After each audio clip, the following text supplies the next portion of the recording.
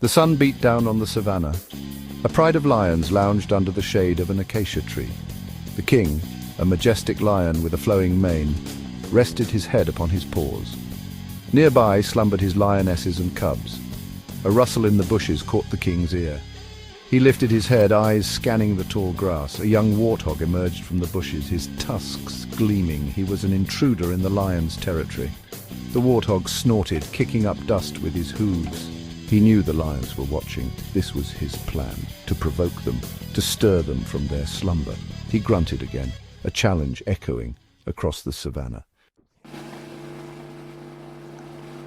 The king rose to his feet, his mane bristling with annoyance. He let out a deep growl, a rumble that shook the ground. This was his domain, and this impudent warthog dared to challenge him.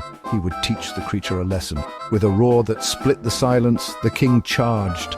The lionesses, awakened by the commotion, quickly joined the pursuit.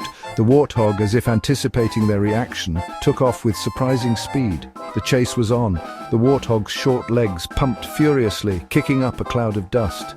He darted and weaved, his small size an advantage as he navigated through the tall grass. The lions were faster, but the warthog was smarter. He knew this land like the back of his hoof. He led the lions on a merry chase, his mind working overtime to outmaneuver them. He ducked and swerved, narrowly avoiding the swipes of the lioness's claws.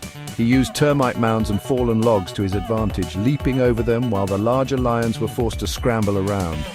The warthog spotted a narrow opening between two large boulders. It was a tight squeeze, but he knew he could make it. He held his breath and dashed through the gap. The lions, too large to follow, were left behind, their frustration growing.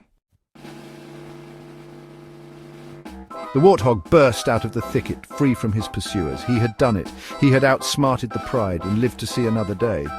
He let out a triumphant snort, a sound of victory echoing across the savannah. The lions, defeated and famished, eventually gave up the chase.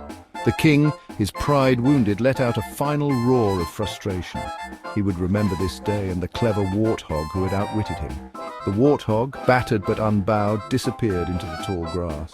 He had learned a valuable lesson that day. Brains could be a greater weapon than brawn. He lived to fight another day.